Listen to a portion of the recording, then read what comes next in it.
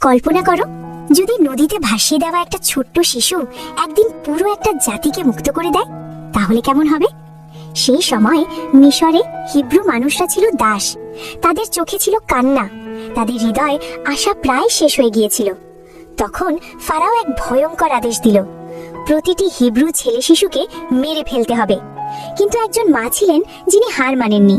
তিনি তার শিশুটিকে একটি ছোট্ট টুকরিতে রেখে নীল নদীতে ভাসিয়ে দিলেন।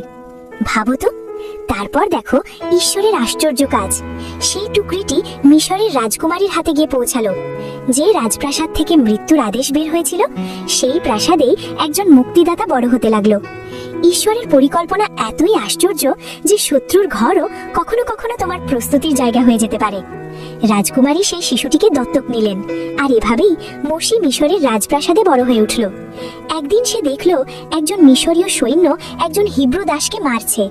সেই মুহূর্তে তার মনে একটা প্রশ্ন জেগে উঠল, আমি আসলে কে? রাজপ্রাসাদের রাজপুত্র নাকি দাসদের ভাই? রাগের মাথায় সে সেই সৈন্যটিকে মেরে ফেলল। এখন নিজের প্রাণ বাঁচাতে রাজপুত্রকে মরুভূমিতে পালিয়ে যেতে হলো। বছর কেটে গেল। একদিন মরুভূমিতে ঈশ্বরের কণ্ঠ তার কাছে এলো, মোশি, আমার মানুষদের মুক্ত করো। মোশি ভয় পেল।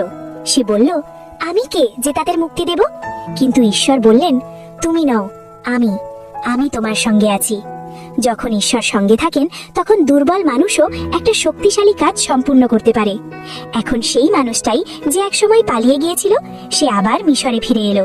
সে রাজার সামনে দাঁড়িয়ে বলল, আমার মানুষদের যেতে দাও। তারপর শুরু হলো ঈশ্বরের শক্তির প্রকাশ। নদী রক্তে পরিণত হলো, অন্ধকার ছড়িয়ে পড়ল, পুরো মিশর কেঁপে উঠল। আর অবশেষে 400 বছরের দাসত্বের পরে ইসরায়েল জাতি মুক্ত হয়ে বেরিয়ে গেল। কিন্তু গল্প এখানেই শেষ নয়। তাদের সামনে ছিল সমুদ্র, আর পেছনে ফারাওয়ের সেনাবাহিনী।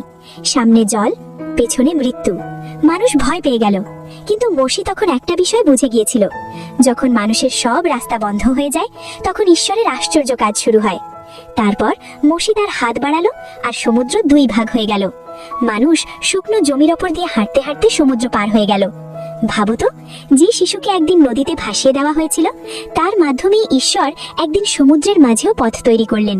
তিনি তাকে বানালেন তার মানুষের মুক্তিদাতা। আর যে জায়গায় তোমার মনে হয় তোমার গল্প শেষ হয়ে গেছে, সেখান থেকেই ঈশ্বর তোমার গল্প নতুন করে শুরু করেন।